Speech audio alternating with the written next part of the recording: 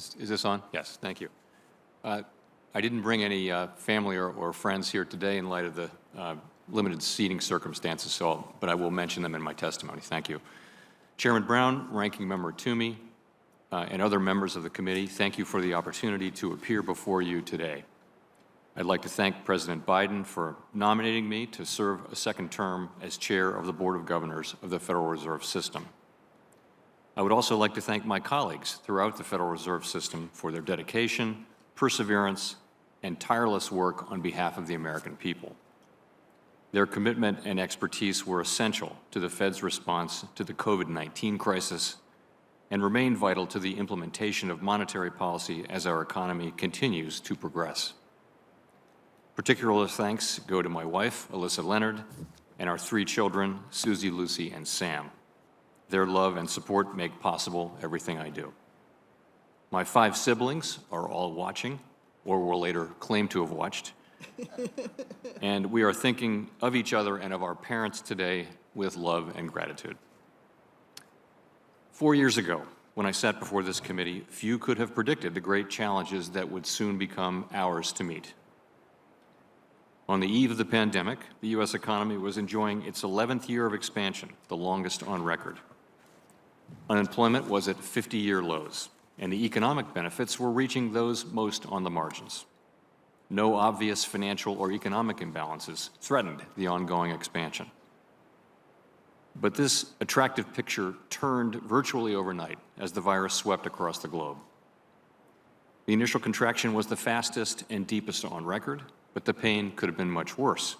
As the pandemic arrived, our immediate challenge was to stave off a full-scale depression, which would require swift and strong policy actions from across government. Congress provided by far the fastest and largest response to any post-war economic downturn. At the Fed, we used the full range of policy tools at our disposal. We moved quickly to restore vital flows of credit to households, communities, and businesses, and to stabilize the financial system. These collective policy actions, the development and availability of vaccines, and American resilience worked in concert, first to cushion the pandemic's economic blows, and then to spark a historically strong recovery. Today, the economy is expanding at its fastest pace in many years, and the labor market is again strong. As always, challenges remain. Both the individual shutdown and the subsequent reopening of the economy were without precedent. The economy has rapidly gained strength despite the ongoing pandemic, giving rise to persistent supply and demand imbalances and bottlenecks, and to elevated inflation. We know that high inflation exacts a toll, particularly for those less able to meet the higher costs of essentials like food, housing, and transportation. We are strongly committed to achieving our statutory goals of maximum employment and price stability. We will use our tools to support the economy and a strong labor market and to prevent higher inflation from becoming entrenched. We can begin to see that the post-pandemic economy is likely to be different in some respects, and the pursuit of our goals will need to take those differences into account. To that end, monetary policy must take a broad and forward-looking view, keeping pace with an ever-evolving economy. Over the past 4 years, my colleagues and I have continued the work of our predecessors to ensure a strong and resilient financial system. We increased capital and liquidity requirements for the largest banks, and currently capital and liquidity levels at our largest, most systemically important banks are at multi-decade highs.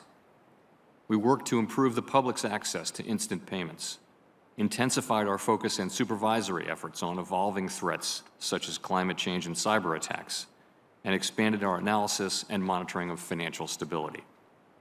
We will remain vigilant about new and emerging threats. We also updated our monetary policy framework, drawing on insights from people and communities across the country to reflect the challenges of conducting policy in an era of persistently low interest rates. Congress has assigned the Federal Reserve important goals and has given us considerable independence in using our tools to achieve them. In our democratic system, that independence comes with responsibility of transparency and clear communication to keep the public informed and enable effective legislative oversight. That duty takes on even greater significance when the Fed must take extraordinary actions in times of crisis.